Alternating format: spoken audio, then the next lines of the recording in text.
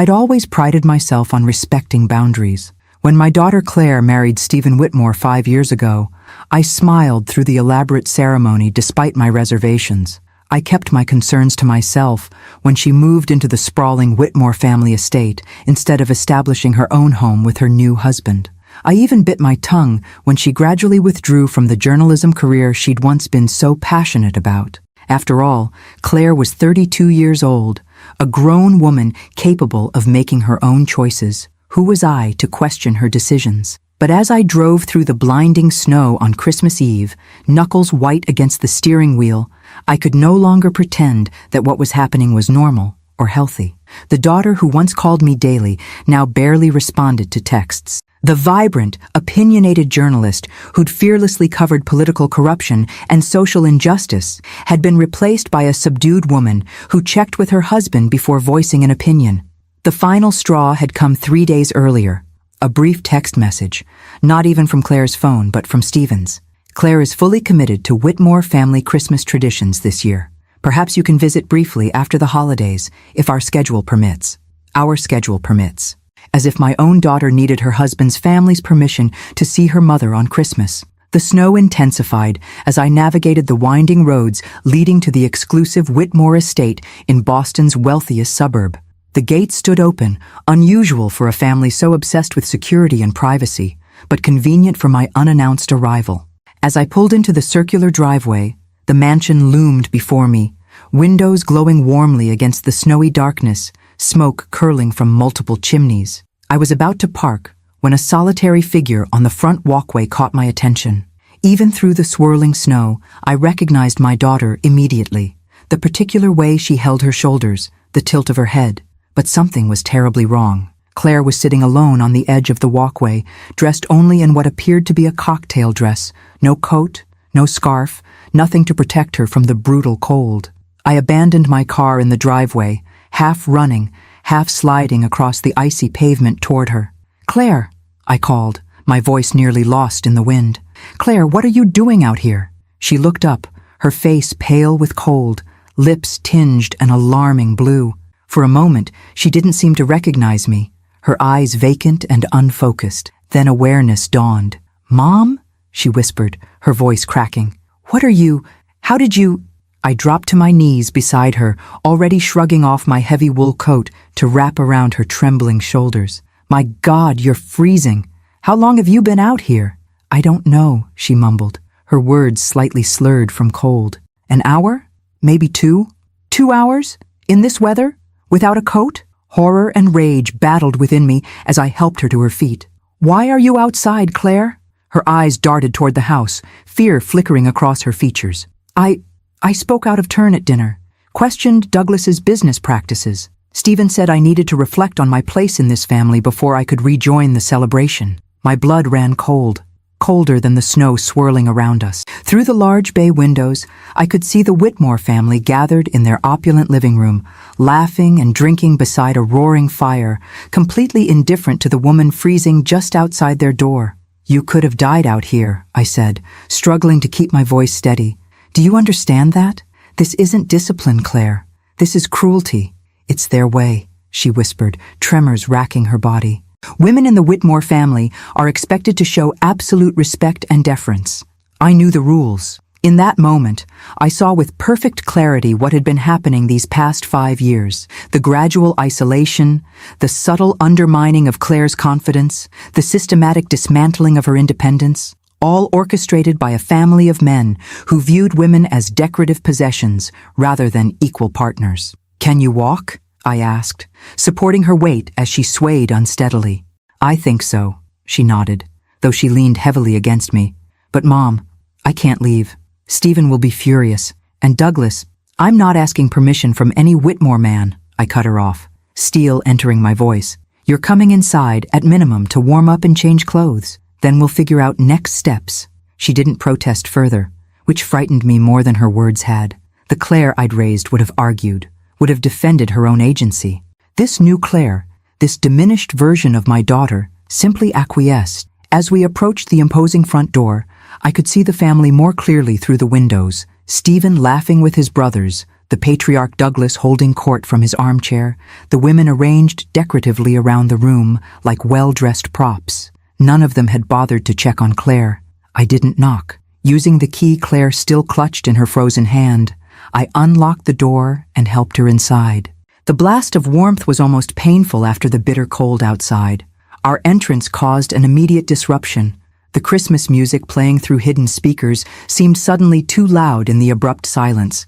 7 pairs of eyes turned toward us, shocked, affronted, and in Stephen's case, quickly transitioning from surprise to carefully manufactured concern.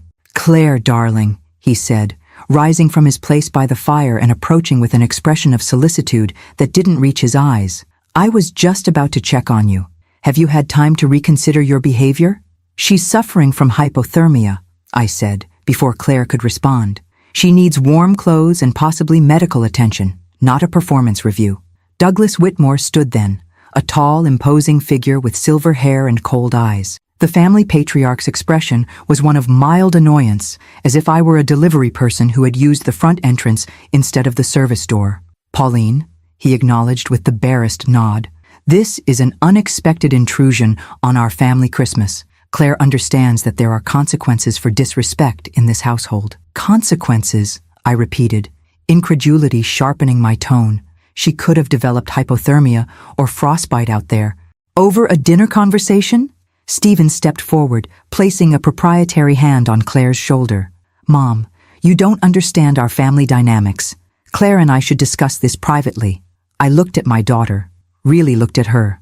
Beyond the physical trembling from cold, I saw a deeper trembling in her spirit. The vibrant light that had always defined her was dimmed to the faintest flicker.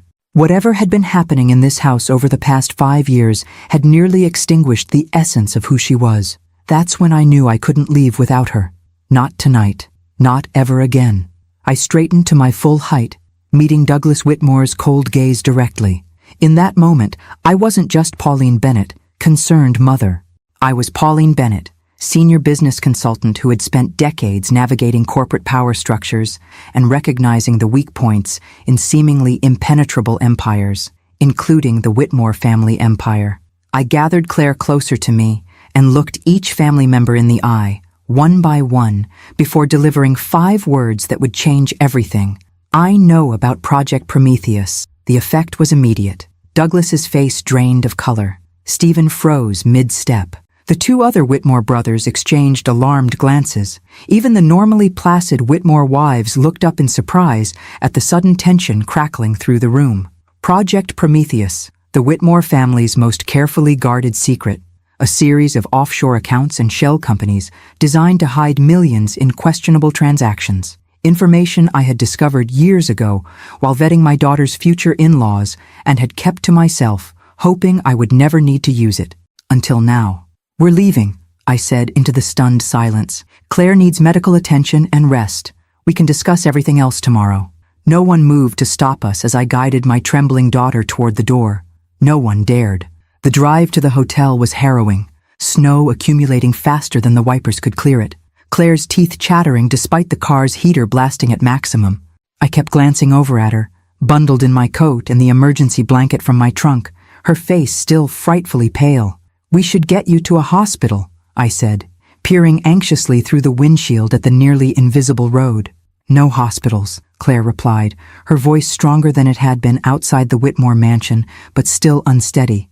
"Please, Mom, I just need to warm up. I can't handle questions right now." And I wanted to argue, but recognized the fragility in her expression. Whatever had happened in that house had left wounds deeper than the physical effects of cold. Pushing too hard now might cause her to retreat entirely. "The Rosewood Inn has vacancies," I said instead. I called ahead while packing for the trip just in case. Claire didn't respond, staring out the passenger window at the swirling snow. The silence between us felt both familiar and strange, the comfortable quiet of mother and daughter who know each other deeply, overlaid with the tension of years of growing separation. "How did you know?" she finally asked as we pulled into the hotel's covered entrance. "About Project Prometheus?" I turned off the engine and faced her. "I'm a business consultant, Claire. When you got engaged, I did what any mother with my resources would do. I researched the family you were marrying into." "You investigated the Whitmores?" Her eyes widened slightly. I looked into their business practices, I clarified. Stephen seemed controlling even during your engagement. I wanted to understand what I was dealing with. A flicker of the old Claire, sharp, analytical, unafraid of difficult truths, sparked in her expression. And you found Project Prometheus. Among other things, I nodded.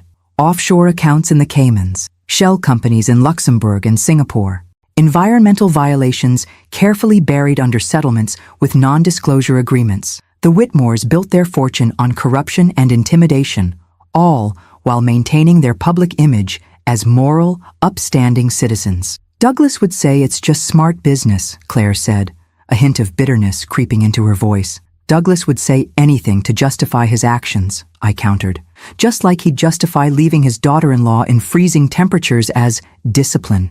Claire flinched, then seemed to collapse in on herself, shrinking into the passenger seat. You don't understand how it works in their family. Then help me understand, Claire. Because from where I'm sitting, it looks like systematic emotional abuse masked as tradition or family values. The word abuse hung in the air between us. Claire's eyes filled with tears, but she shook her head sharply, wiping them away before they could fall. Let's get inside, she said, her voice tight. I can't do this conversation in a car. The Rosewood Inn was one of those New England establishments that balanced luxury with coziness. Crackling fireplaces in the lobby, tasteful Christmas decorations that managed to be festive without garishness, staff who were attentive without hovering. The night manager took one look at Claire's still pale face and disheveled appearance and upgraded us to a suite without my having to ask. The restaurant is closed, but we can send up room service, he assured us, and the chef left mulled wine warming for guests returning late from Christmas events. In the suite, Claire headed straight for the bathroom, turning the shower to its hottest setting. I heard her soft gasp as she finally began to warm up properly and busied myself ordering food, hearty soup, fresh bread, hot tea, anything to raise her core temperature and provide comfort. When she emerged 20 minutes later, wrapped in one of the hotel's plush robes, some color had returned to her cheeks. She looked younger somehow, more like the daughter I remembered, her carefully styled Whitmore wife hair now hanging in damp waves around her face. Better? I asked, pouring her a cup of the mulled wine that had been delivered. Much, she admitted, accepting the cup and inhaling the spicy aroma before taking a cautious sip. Thank you for coming tonight, for knowing somehow that I needed help. A mother knows, I said simply. She settled into the armchair across from mine, drawing her knees up like she used to as a teenager when we'd have our deepest conversations. For a moment, I could almost pretend the last 5 years hadn't happened, that we were just having one of our heart-to-hearts about life and its challenges. But the haunted look in her eyes told a different story. When did it start? I asked gently. The isolation, the control. Claire stared into her cup, as if the floating cinnamon sticks and orange slices might provide an easier answer than the truth. Gradually, she finally said. So gradually, I hardly noticed at first. Stephen was so different during our courtship, attentive, supportive of my career, interested in my opinions. And after the wedding, it was subtle at first. Little comments about my friends being too progressive or bad influences. Suggestions that maybe my journalism was too stressful, that I seemed tired all the time. Then it was Douglas making remarks about Whitmore women and their priorities, with Stephen nodding along. She took another sip of wine, her hands steadier now. By our first anniversary, I was having dinner with the family every night. By our second, I'd cut my work hours to part-time and lost touch with most of my friends. By our third, I'd quit journalism entirely and moved fully into the family compound. Why didn't you say something? Call me? I would have helped, Claire. She looked up then, pain evident in her expression. They made it so clear that you weren't appropriate. Your independence, your career, your divorce, everything about you represented what Whitmore women should not be. Stephen said your influence had made it harder for me to adapt to real family life. The casual cruelty of it stung, but I pushed past my own hurt to focus on what mattered. And tonight, what happened that led to you sitting in the snow? Claire's shoulders tensed. Douglas was talking about a new development project, luxury condos where a low-income housing complex currently stands. I'd seen articles about it in my old newspaper. The residents are being forced out with minimal compensation, and there are allegations of bribes to city officials to expedite permits. And you said something? I suggested that perhaps the family should consider the ethical implications, not just the profit margins. A ghost of a smile touched her lips. The old Claire coming out, I suppose. Douglas wasn't pleased. He said women shouldn't concern themselves with business matters they couldn't possibly understand. So you were sent outside as punishment, I concluded, struggling to keep the fury from my voice. To reflect on my place in the family, she corrected, the robotic phrasing clearly not her own, until I was ready to apologize appropriately. And if you'd gotten frostbite? Hypothermia? Would that have been acceptable collateral damage for ensuring your proper place? Claire didn't answer, which was answer enough. A knock at the door announced the arrival of our food. As I arranged the soup and bread on the small dining table, I noticed Claire checking her phone, her expression growing increasingly anxious. 27 texts from Stephen, she said, her voice tight, and 5 from Douglas. They're not happy. I imagine not, I replied, setting a steaming bowl in front of her. Eat first. We'll deal with the Whitmores tomorrow. She hesitated, thumb hovering over the phone screen. What if they come here? Stephen can be very persuasive when he wants to be. Let him try, I said, a steel entering my voice that surprised even me. I've spent 30 years helping companies navigate crises and negotiations. I can handle one family of corrupt businessmen who think they're above the law. As Claire began to eat, some color returning to her face with each spoonful of soup, I watched her carefully. The daughter I'd raised, brilliant, compassionate, fiercely independent, was still in there somewhere, buried beneath years of systematic undermining and control. And I was determined to help her find herself again, no matter what the Whitmores might try to do to stop us. Morning arrived with clear skies and brilliant sunshine that belied the storm of the previous night, both the literal snowstorm and the emotional tempest at the Whitmore mansion. I woke early, years of habit preventing me from sleeping past 6, even on Christmas Day. Claire was still asleep in the adjoining room of our suite, her breathing deep and regular, face peaceful in a way I hadn't seen in years. I ordered breakfast from room service and settled at the small desk with my laptop. If the Whitmores were going to retaliate, and I had no doubt they would, I needed to be prepared. Project Prometheus was my leverage, but leveraging information effectively required precision and timing. The documentation was exactly where I'd stored it 5 years ago, in an encrypted cloud folder with a password that combined Claire's birth date and the coordinates of the small Maine cottage where I'd taken her every summer as a child. Page after page of damning evidence, falsified environmental impact studies, wire transfers to offshore accounts coinciding perfectly with favorable zoning decisions, shell companies that traced back to Douglas Whitmore through a labyrinth of nominees and proxies. I was so absorbed in reviewing the files that I didn't notice Claire had awakened until she spoke from behind me. "You really do have it all," she said, her voice still rough with sleep, evidence that could destroy them. I closed the laptop and turned to face her. In the morning light, I could see more clearly what last night's darkness and emotional turmoil had partially hidden. The physical toll the Whitmore household had taken on my daughter. She'd always been slender, but now she appeared almost fragile, cheekbones too prominent in her pale face. Dark circles underscored her eyes, and a general air of watchfulness had replaced her once relaxed demeanor. "I do," I confirmed, gesturing for her to join me at the table where breakfast awaited. "I compiled it when you first got engaged, then updated it periodically through my industry contacts." "Why didn't you use it?" she asked, taking a seat and reaching for the coffee pot. "Stop the wedding? Warn me?" I measured my words carefully. "Would you have believed me? You were in love, Claire. Stephen showed you exactly what you wanted to see. If I'd come to you with accusations and evidence against his family, you would have seen it as me trying to control you or sabotage your happiness." She considered this as she stirred cream into her coffee, then nodded slowly. "You're right. I would have chosen him over you. That's exactly what they wanted." "What do you mean?" "It's how they operate, isolating the women who marry into the family, cutting them off from outside influences, especially strong mothers or sisters who might notice what's happening." She took a sip of coffee, her gaze distant. "Eleanor told me once, when she'd had too much wine, that Douglas spent the first 2 years of their marriage systematically turning her against her own mother. Eleanor, Stephen's mother, Douglas's wife of nearly 40 years. The perfect Whitmore matriarch, always immaculately dressed, unfailingly polite, and completely deferential to her husband in all things. And the other wives? Michael and Richard's wives feel the same way? Claire nodded. Diane and Jennifer went through the same process. It's like breaking in a horse. First, they isolate you from outside support. Then they undermine your confidence and independence. Then they establish the rules and the consequences for breaking them. Anger flared hot in my chest, but I kept my expression neutral. Getting emotional now wouldn't help Claire. And no one ever leaves? Fights back? There was one, Richard's first wife, Meredith. She tried to leave about a decade ago.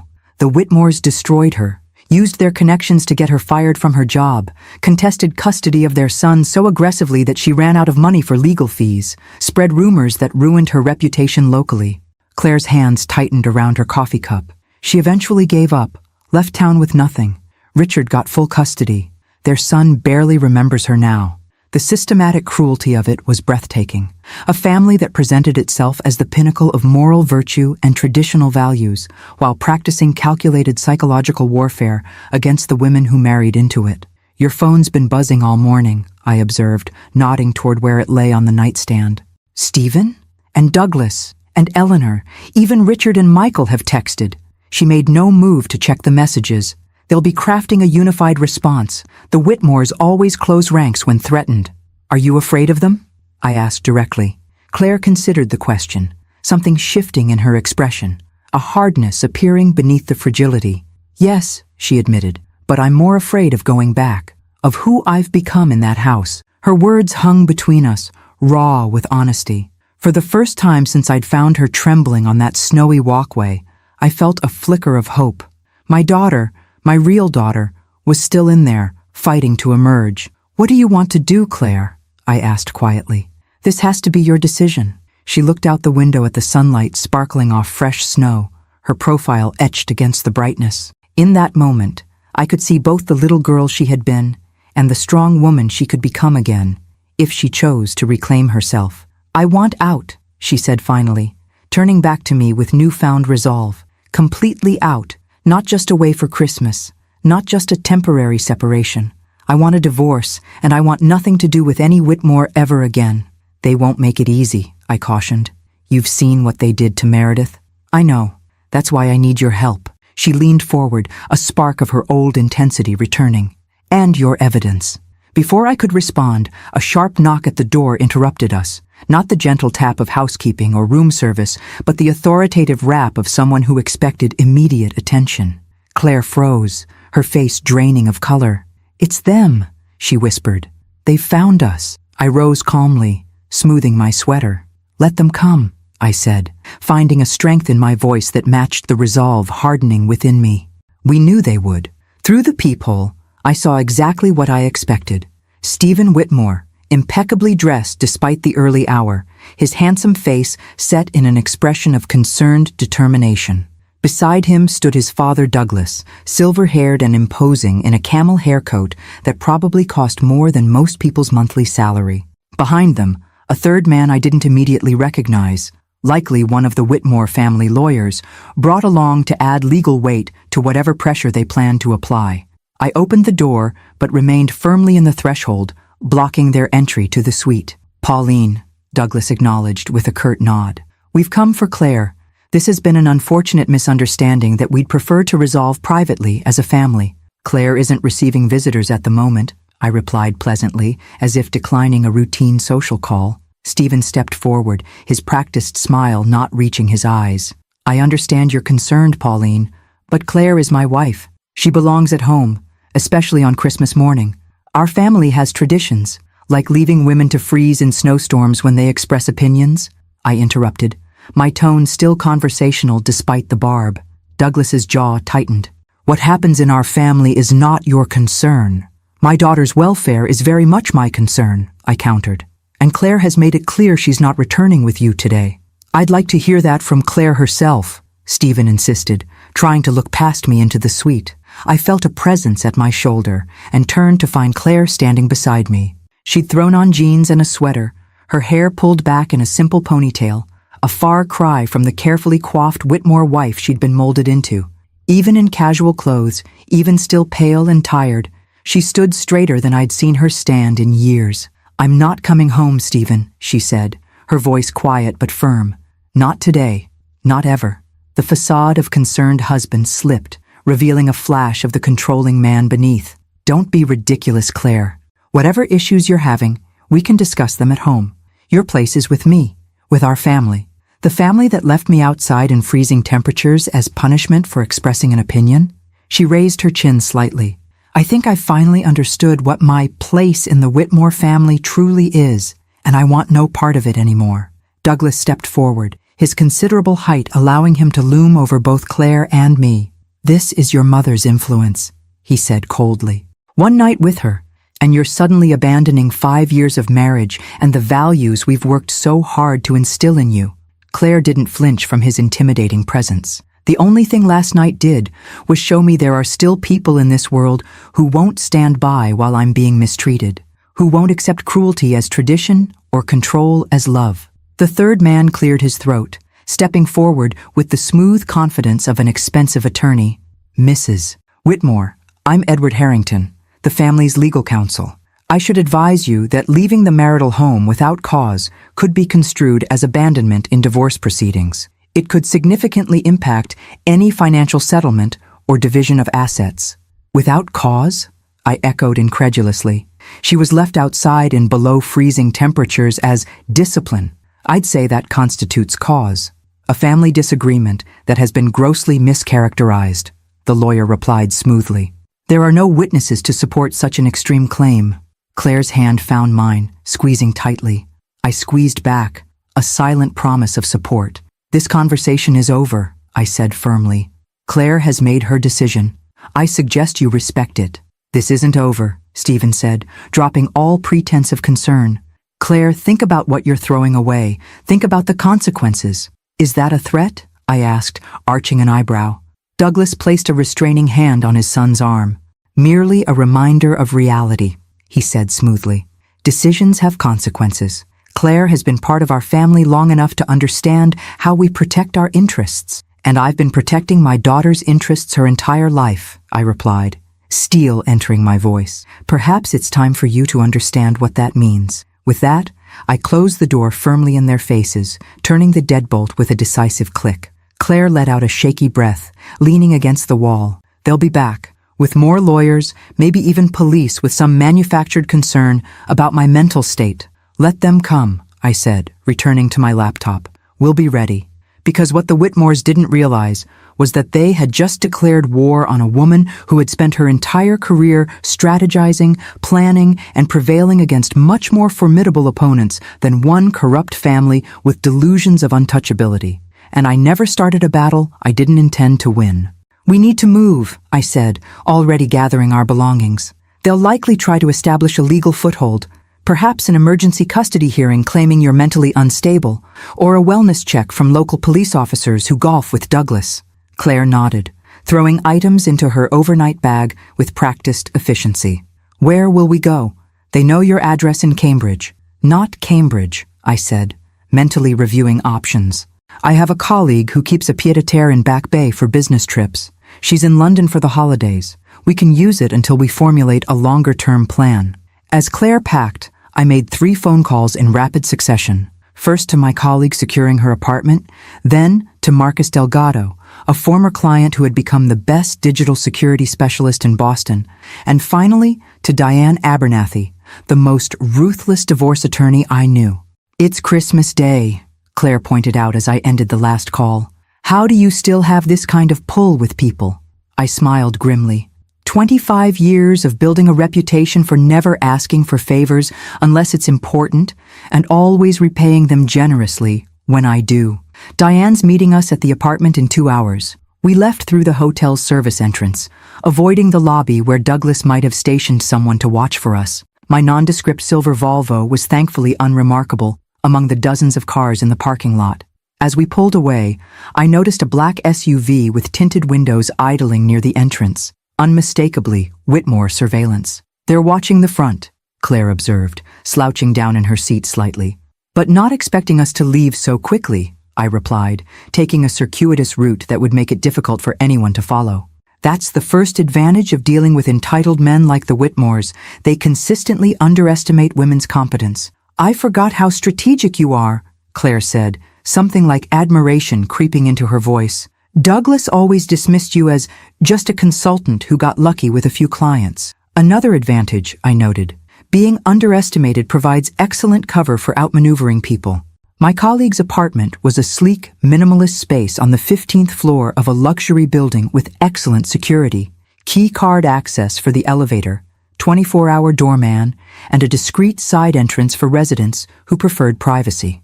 We settled in just as Marcus arrived, carrying a nondescript duffel bag filled with technology. "Damn, Pauline, when you said emergency, you weren't kidding," he said, setting up his equipment on the dining table. "Christmas Day extraction from hostile situation? This is some Jason Bourne-level stuff?" "This is my daughter, Claire," I introduced, appreciating his attempt to lighten the mood. "Claire, Marcus is going to sweep for any tracking software on your phone and establish secure communications for us." Claire handed over her phone warily. "They can track me through my phone?" "If they've installed spyware, absolutely," Marcus confirmed, already connecting her device to his laptop. "Given what your mom briefly explained about these guys, I'd be surprised if they haven't." While Marcus worked, I briefed Claire on what to expect from Diane.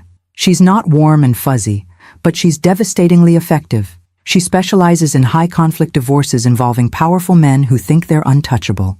"Will she take my case?" "I don't have money of my own anymore," Claire said, the reminder of her financial dependence making her voice tight. "Stephen controls all our accounts. Diane owes me several favors, and she despises men who use financial control as a weapon. Trust me, she'll take your case." Marcus let out a low whistle from the dining table. "Found it. 2 different tracking apps on your phone, plus they've been monitoring all your texts, calls, and emails." He glanced up, his expression serious. "They've had complete surveillance of your digital life. They even have access to your microphone and camera." Claire's face paled. "They've been listening to my conversations? Watching me?" "Potentially, yes," Marcus confirmed. "And there's more. Your Apple ID has been set up to share your location continuously with 3 different accounts, all Whitmore emails." The violation was so complete, so invasive, that for a moment, even I was speechless. Claire sank onto the sofa, hands trembling slightly. "Can you remove it all?" I asked Marcus. "Already on it, but I'd recommend a complete digital reset. New phone, new accounts, new everything." He worked as he spoke, fingers flying across his keyboard. "I'll set up encrypted communication channels for both of you. Email, messaging, the works, and I'll create some digital false trails to keep them busy while you figure out next steps." When Diane arrived 40 minutes later, she brought with her an energy that immediately transformed the apartment's atmosphere. Tall, impeccably dressed even on Christmas Day, with a silver streak in her dark hair and piercing eyes that missed nothing, she commanded attention without effort. "Pauline," she greeted me with a brief hug, before turning to Claire. "And you must be the woman escaping from Boston's most self-righteous family of hypocrites." Claire blinked, startled by the direct assessment. "You know the Whitmores?" "I've had the distinct displeasure," Diane confirmed, setting her briefcase on the coffee table and extracting a tablet. "Crossed paths with them in 3 different divorce cases over the years. Each time, they deployed the same playbook: character assassination, financial strangulation, and strategic intimidation." She looked Claire over with a professional assessment that was neither judgmental nor pitying. "Your mother says you want out completely.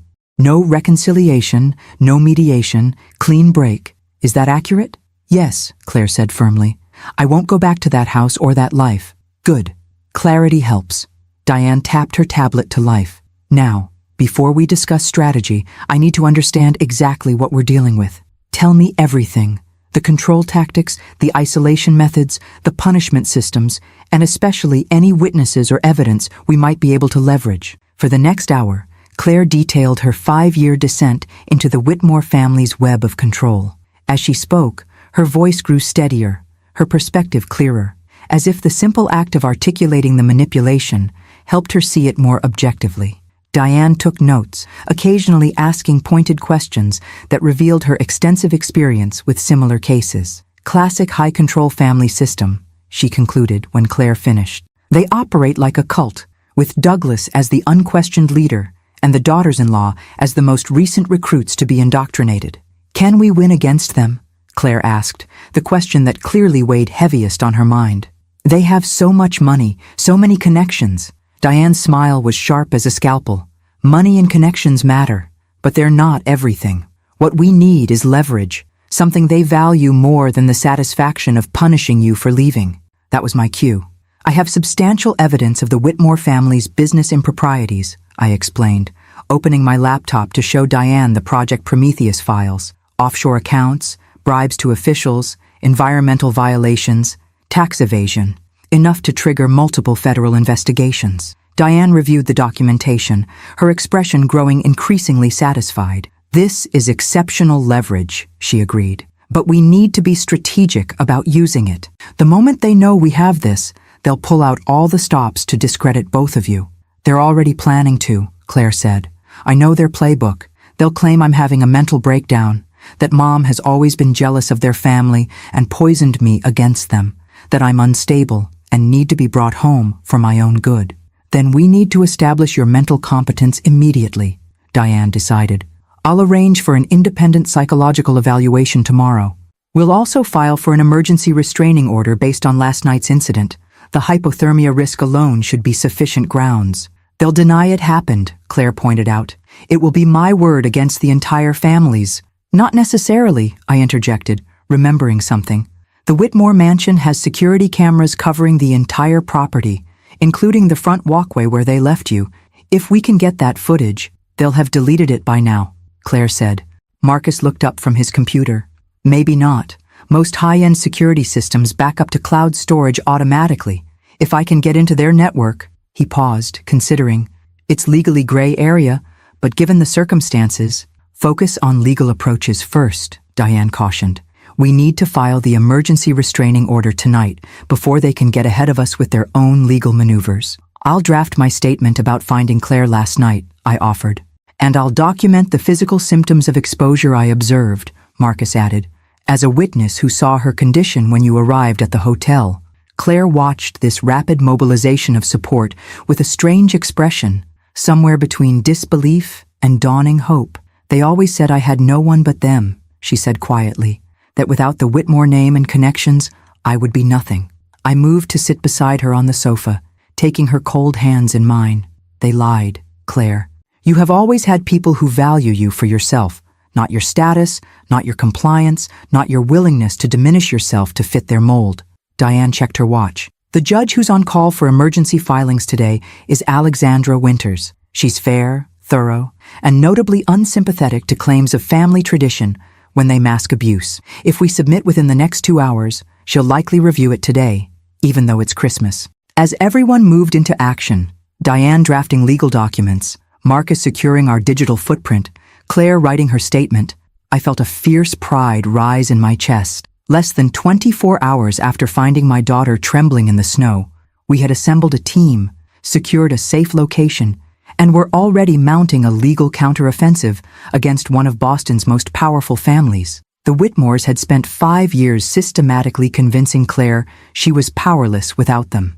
They were about to discover just how wrong they'd been, and Douglas Whitmore was about to learn that the just a consultant he had so casually dismissed was, in fact, the most formidable opponent he had ever faced. Judge Alexandra Winters granted the emergency restraining order at 7:42 p.m. on Christmas Day. Diane's efficient network ensured that copies were delivered to the Whitmore mansion and personally served to Stephen before 9 p.m., a small but significant victory that established the first legal boundary between Claire and the family that had systematically isolated her. It's temporary, Diane cautioned as she reported back to us. 10 days of protection while the court schedules a full hearing. But it prevents Stephen or any Whitmore from coming within 500 feet of Claire or attempting to contact her directly. They'll fight it, Claire said, huddled in an oversized sweater I'd purchased during our brief shopping excursion that afternoon. After 5 years of Whitmore-approved designer clothing, she'd gravitated toward comfort, soft fabrics, practical cuts, nothing that resembled the carefully curated wardrobe Stephen had insisted upon. Of course they will, Diane agreed. But fighting it requires them to present their side in court, under oath, explaining why they think it's acceptable to lock a family member outside in freezing temperatures as discipline. Marcus glanced up from his laptop. Speaking of evidence, I've got something. The Whitmore security system backs up to a secure cloud server, as I suspected. and while I couldn't access it directly, I did find that the system automatically sends daily activity reports to the family's head of security. Miles Fisher, Claire supplied, former military, completely loyal to Douglas. The very same, Marcus confirmed, but Mr. Fisher has rather predictable password habits. I was able to access his email account and he swiveled his laptop to show us. Here's yesterday's security report, complete with timestamps and screenshots of all exterior camera activations. The screen showed a series of images from the previous night, including a crystal-clear shot of Claire sitting on the walkway, arms wrapped around herself, visibly shivering in the falling snow. The timestamp showed 7:24 p.m., meaning she had indeed been outside for well over an hour before I arrived. "Send that to me immediately," Diane instructed, her expression grim but satisfied. "This undercuts any attempt they might make to deny the incident occurred." Claire stared at the image of herself, a complex mix of emotions crossing her face. "It's strange," she said quietly. "Seeing it from the outside like this, when you're in it, you start to think maybe it's normal, maybe you deserve it. But looking at that picture, it's clear psychological abuse," I finished for her, anger rising again at what had been done to my daughter. "And it wasn't the first time, was it?" She shook her head. "Different methods, but the same principle. Isolation as punishment for any perceived defiance or disrespect. Usually, it was being confined to my room without dinner or being excluded from family events. This was the first time they'd put me physically outside in dangerous weather." "Escalation," Diane noted, making another entry on her tablet. "Classic pattern in controlling relationships. The boundaries of what constitutes acceptable punishment gradually expand." My phone chimed with an incoming call from an unknown number. Normally, I would ignore such calls, but given the circumstances, I answered cautiously. "Pauline Bennett." "Miss Bennett, this is Detective James Morales with Boston PD." The voice was professional, slightly tired. "I'm calling regarding a welfare check request for your daughter, Claire Whitmore. Her husband has reported concerns about her mental state and possible coercion." And so it begins, I thought, meeting Diane's eyes across the room. She immediately understood, moving closer to listen in. "My daughter is perfectly fine, Detective," I replied calmly. "In fact, she's right here with me and is under the protection of an emergency restraining order issued by Judge Winters earlier this evening due to domestic abuse concerns." There was a pause, then the detective's tone shifted subtly. "I see. Would it be possible for me to speak with Mrs. Whitmore directly to confirm her well-being?" I covered the phone. "Police welfare check," I whispered to Claire. "Stephen's first counter-move." Claire nodded, reaching for the phone. "This is Claire Whitmore," she said, her voice remarkably steady. "I'm safe and here of my own free will, Detective Morales. I left my husband's home last night after being forced to sit outside in freezing temperatures for over an hour as punishment for expressing an opinion at dinner." She listened for a moment, then continued. "Yes, I've secured legal representation. Yes, the restraining order is legitimate. You can confirm with Judge Winters' office. No, I am not in any danger except from the Whitmore family." After a few more exchanges, she ended the call and handed the phone back to me. "He's sending a patrol car to confirm in person. Standard procedure, he says." Diane nodded approvingly. "Good. Let them document your condition and state of mind. Every official record of you being rational and clear about your decision to leave strengthens our position." 2 officers arrived 30 minutes later, a woman in her 40s with the steady demeanor of a veteran cop, and a younger male officer who seemed slightly starstruck to be inside one of Boston's most exclusive residential buildings. They spoke with Claire privately for several minutes, then briefly with me, before departing with assurances they would document Claire's safety and sound mental state. "One attempt neutralized," I noted, as the door closed behind them. "They'll try again," Claire warned. "Different angles, different officials. The Whitmores have contacts throughout Boston's power structure." As if on cue, Marcus's monitoring program pinged with an alert. "Incoming," he announced, scanning his screen. "Whitmore family lawyer filed an emergency petition alleging temporary insanity and undue influence. They're requesting an immediate psychological evaluation and temporary guardianship for Stephen." "On what grounds?" Diane demanded, already reaching for her phone. Marcus read from the filing. "Claims that Claire has a history of emotional instability, exacerbated by her estrangement from her mother, and that Pauline's sudden appearance triggered a psychotic break with reality. They're alleging that Pauline has a vendetta against the Whitmore family and has manipulated Claire's vulnerable mental state. Predictable, Diane scoffed, dialing rapidly, and easily countered with the independent psychological evaluation we've already scheduled for tomorrow morning. Judge Winters won't grant temporary guardianship without clear evidence of incapacity. While Diane worked her legal magic, I sat beside Claire on the sofa. She was handling everything with remarkable composure, but I could sense the toll this rapid-fire legal battle was taking. "You should rest," I suggested gently. "Tomorrow will be challenging." She shook her head. "I can't. Not yet. There's something important I need to tell you about Project Prometheus." That caught my attention. "What about it?" Claire glanced toward Marcus and Diane, then lowered her voice. "The documents you have are just the beginning. There's more. Much more. Douglas keeps a complete record of every transaction, every bribe, every shell company in a secure database that only he and his sons can access. How do you know this?" A hint of the old Claire, the investigative journalist with a nose for hidden truths, flickered across her face. "Because I may have been playing the perfect Whitmore wife on the outside, but I never completely lost myself. I watched. I listened.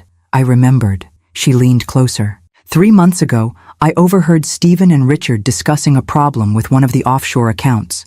Richard mentioned that Douglas was updating the master file. Later that night, I saw Stephen accessing a password-protected database on his home computer. He was careless, didn't realize I could see the reflection of his screen in the window. "Did you see what was in it?" I asked, impressed by her covert observation skills despite everything she'd been through. "Not details, but I saw enough to know it's comprehensive. Account numbers, contact information for officials they've bribed, dates of transactions, everything needed to establish a pattern of corruption." I considered the implications.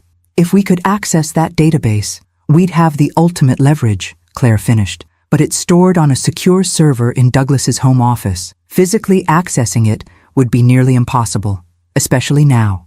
Marcus approached, having caught the tail end of our conversation. "Not necessarily impossible," he said thoughtfully. "Every secure system has vulnerabilities. The question is whether we can find them before the Whitmores escalate further." Diane ended her call, looking grimly satisfied. "Crisis temporarily averted.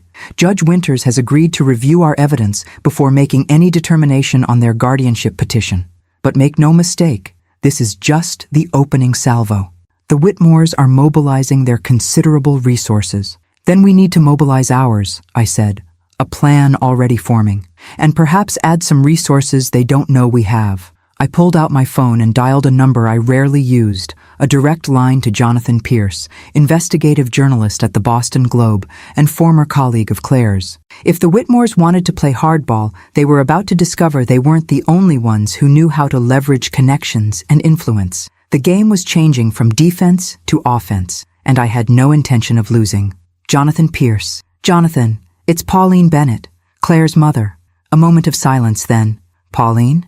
It's been, 3 years since Claire's Journalism Award dinner? Is everything okay? It's Christmas." "Claire needs your help," I said simply, knowing that direct honesty would be more effective with a veteran journalist than any elaborate explanation.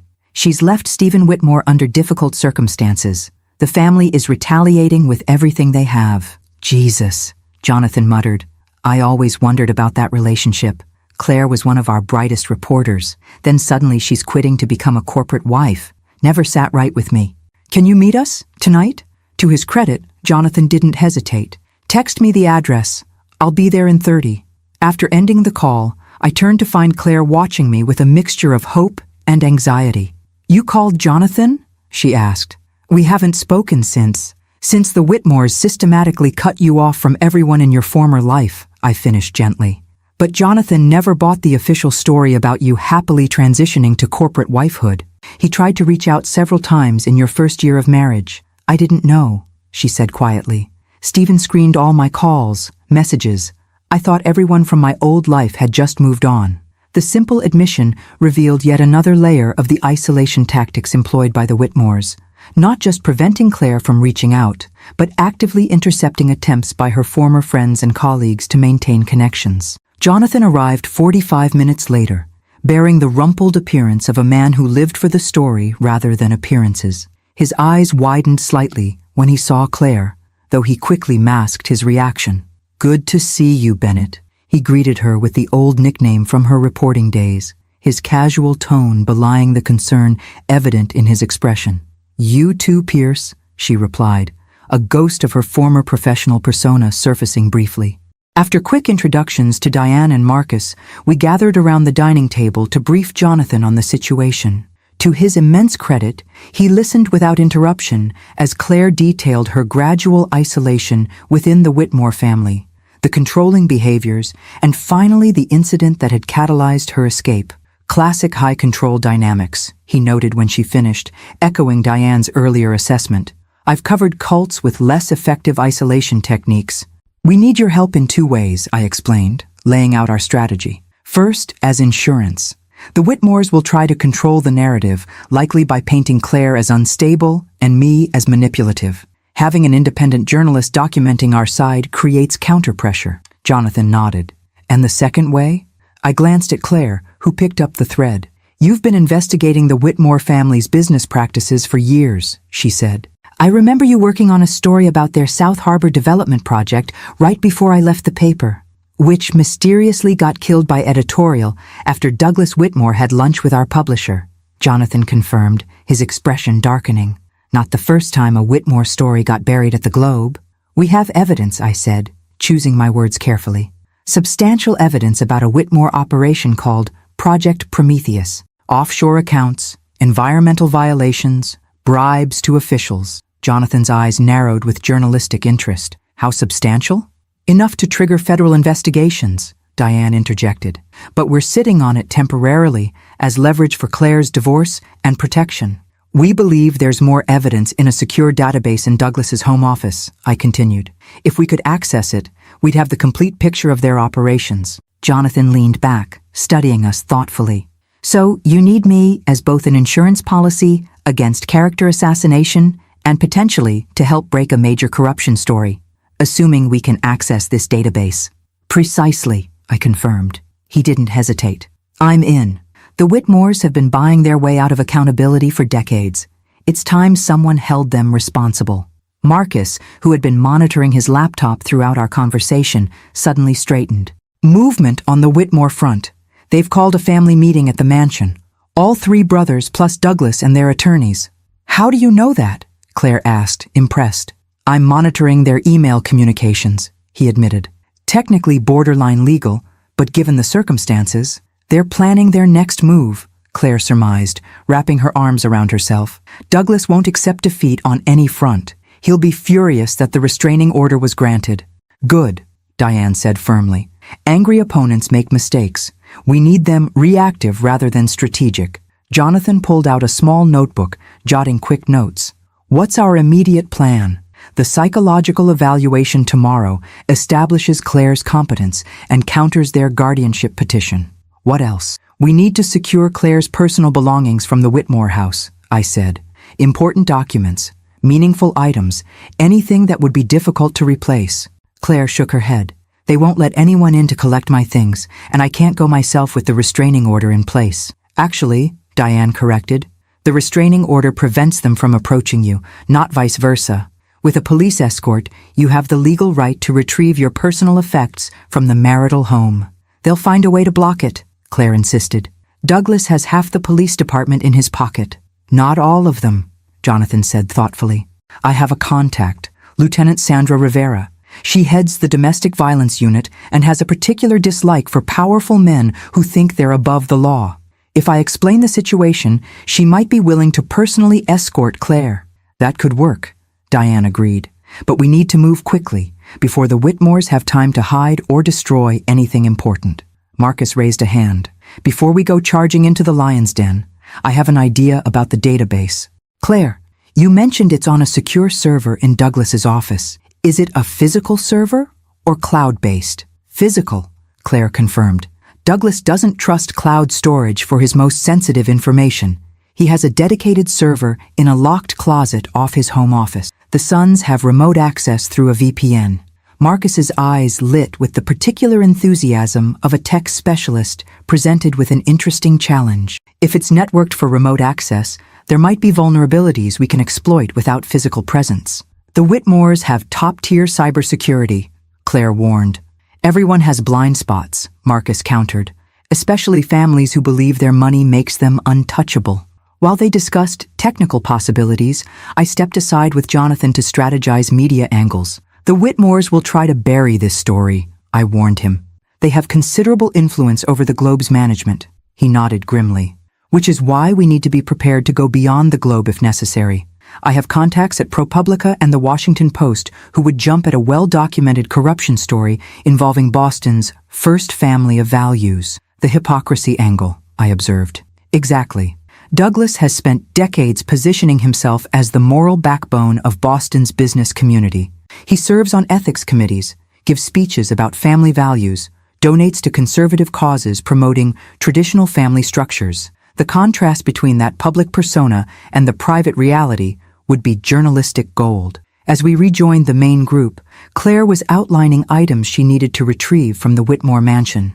My personal laptop, if they haven't already accessed or destroyed it, my grandmother's jewelry, which Stephen keeps in their safe, my passport and birth certificate, and a leather journal I kept hidden in a compartment under the window seat in our bedroom. You kept a journal? I asked, surprised that she'd managed such an act of independence within the controlling environment. She nodded. Not consistently, and I was careful what I wrote, knowing they might find it. But there are entries documenting incidents over the years, punishments, controlling behaviors, things Douglas and Stevens said when they thought no one outside the family would ever hear. That could be extremely valuable as supporting evidence, Diane noted. If we can retrieve it, we'll find a way, I assured her. In the meantime, we should all try to rest. Tomorrow will require clear heads and steady nerves. As the others prepared for sleep, Marcus setting up his monitoring programs to alert us to any digital movements from the Whitmores, Diane reviewing legal documents for the morning's court appearance, Jonathan making notes for potential future articles. I found Claire standing by the window, looking out at Boston's nighttime skyline. Are you okay? I asked softly, joining her. I keep expecting to wake up, she admitted. To find myself back in that house, back in that life, with all of this just a dream. It's not a dream, I assured her. You're free, Claire, and we're going to make sure you stay that way. She turned to me, eyes bright with unshed tears. Why didn't I leave sooner? How did I let them erase so much of who I was? Because they were experts at what they did, I said gently. They didn't start with locking you outside in the snow. They started with love and approval, then gradually introduced conditions for that love. By the time the control became obvious, you were already isolated from anyone who might have helped you recognize it. She nodded slowly. The frog in boiling water. Exactly. But you're out now, and despite everything they did to diminish you, the real Claire Bennett, the strong, brilliant woman I raised, is still in there. She's the one who survived, who recognized the final line being crossed, who was ready to leave when the opportunity came. For the first time since I'd found her trembling in the snow, Claire's smile reached her eyes, a small flicker of her authentic self emerging from beneath years of calculated suppression. The Whitmores have no idea what they've unleashed, do they? She said, a hint of her old determination surfacing. No, I agreed, a fierce pride swelling in my chest. But they're about to find out. Dawn broke over Boston with crystal clarity, the kind of brilliant winter morning that follows a heavy snowfall, pristine, sharp-edged, revealing. It felt fitting somehow, this new day that would begin the process of reclaiming Claire's life from the shadows the Whitmores had cast over it. The psychological evaluation was scheduled for 9 a.m. with Dr. Eleanor Kapoor, a forensic psychiatrist with impeccable credentials and a reputation for impartiality that made her assessments particularly valuable in court. Diane had secured the appointment through her network, emphasizing the urgent nature of our situation. Remember, Diane advised as Claire prepared, Dr. Kapoor isn't on our side or their side. Her job is to provide an unbiased professional assessment of your mental state. Be honest, be direct, and don't try to manage her impressions of you. Claire nodded, pulling her hair back into a simple ponytail. She'd declined the offer of new clothes for the appointment, choosing instead the comfortable sweater and jeans from the day before. No more performing, she'd explained. No more dressing for others' approval. Dr. Kapoor's office was located in a converted brownstone in Cambridge, its interior a careful balance of professional efficiency and calming warmth. The doctor herself projected a similar balance, compassionate but not effusive, attentive but not intrusive. I'll be conducting a standard evaluation to assess your current mental and emotional state, she explained to Claire, her tone matter-of-fact. This will include questions about recent events, your general history, and your decision-making process regarding your marriage. I understand time is of the essence, so we'll complete this in one extended session. Claire disappeared into the inner office while Diane, Jonathan, and I waited in the reception area. I tried to focus on reviewing documents for our next steps, but my mind kept returning to the years of isolation and control my daughter had endured while I had respected what I thought were her choices. "Stop," Diane said quietly, observing my expression. "I can see you blaming yourself from here." "I should have done more," I admitted. "Pushed harder to maintain contact, questioned what was happening. And they would have used that to further convince Claire you were trying to control her," Diane countered. "I've seen this pattern dozens of times, Pauline. These family systems are incredibly effective at turning a mother's concern into evidence of interference or instability." "She's right," Jonathan added. "I tried reaching out to Claire repeatedly that first year. Each time, I got polite but firm responses, clearly written by someone else, explaining that she was focusing on her new family priorities and would be in touch when time permitted. Eventually, I stopped trying." "The Whitmore isolation technique," Diane nodded. "They didn't just cut Claire off from reaching out. They actively intercepted and managed incoming contact attempts." 3 hours later, Claire emerged from Dr. Kapoor's office, looking drained but composed. The doctor followed, her professional demeanor intact, though there was a new warmth in her eyes when she looked at Claire. "I'll have my full assessment completed by this afternoon," she informed us. "Given the urgency of the situation, I'll send it directly to Judge Winters with copies to Miss Abernathy. Without breaking confidentiality, I can say that I found no evidence whatsoever of the mental instability alleged in the Whitmore petition." Relief flooded through me. With Dr. Kapoor's professional assessment countering the Whitmore's claims, their attempt to secure guardianship over Claire would almost certainly fail. "Thank you, Doctor," Claire said quietly. Dr. Kapoor regarded her with genuine compassion. "Miss Bennett, and I note you requested I use your birth name rather than your married name. I would recommend ongoing therapeutic support as you navigate this transition. Not because there's anything wrong with your mental state, but because recovering from prolonged psychological control is a process that benefits from professional guidance." "I'll consider that," Claire promised, "once things stabilize a bit." Our next stop